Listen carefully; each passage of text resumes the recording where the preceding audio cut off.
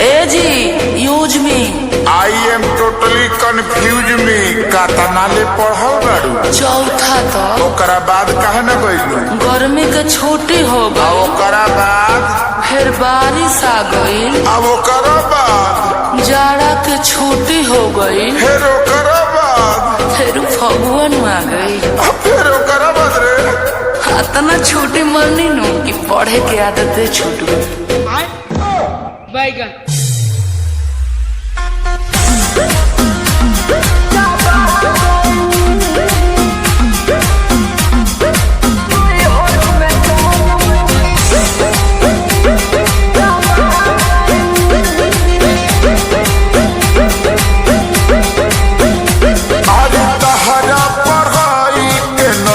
कोनो जोड़ हो बोले लो तो इंग्लिश के टूर दे लो गोड़ हो। मैं तो बताई मैं नहीं हूँ वाईफाई।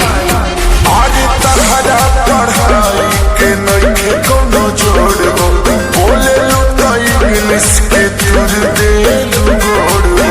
का चाहता नहीं जी असल भाषा से हम पगला गईनी पगला गईनी।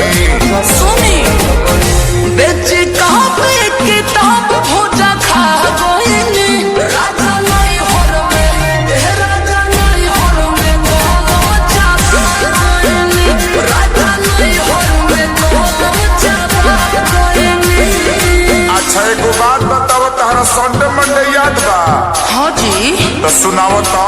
Sunday good Monday very good कंडे लवंडे ठंडे ठंडे। संतोष पागल बुझले बाड़ू मारम बहु फेंक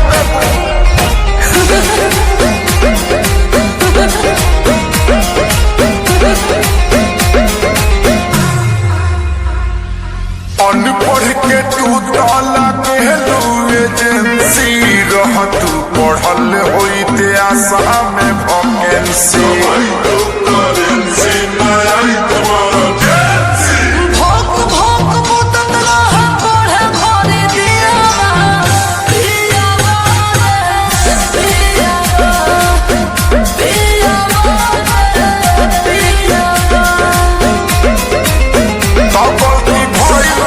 शादी करके कहा कोई नहीं का कोई नहीं बेच कहाँ पे किताब भूजा खा गईनी। राजा नहीं होर में राजा नहीं होर में गोलम चापा गईनी। राजा नहीं होर में गोलम चापा गईनी।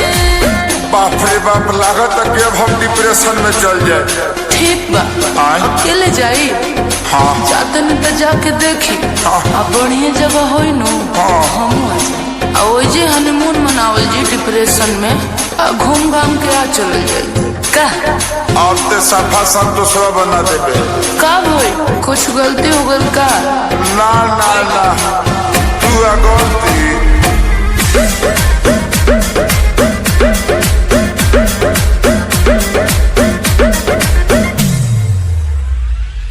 चढ़ली जवानी तहर पूरा पछोल हो खत्म इतिहास पूरा गोल बाबू गोल हो। चढ़ल बाड़ा जौना पे डूबावा तारा मैया।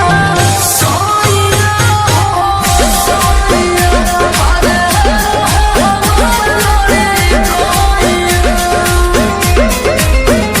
कहे अखिलेश खेसारी हम खा गईनी हो खा गईनी। बेच कहाँ पे किताब भूजा खा गईनी। राजा नहीं होर में राजा नहीं होर में गोलम चापा गईनी।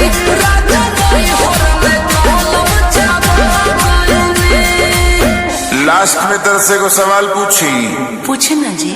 ई बताओ कि लिंग क तरह के होला? 3 तरह के। कौन कौन? स्त्रीलिंग यस पुल्लिंग बिल्कुल यस अडरलिंग। अब बुझा गल दुर्गेश नाई बना देवे ते हमके। पूछी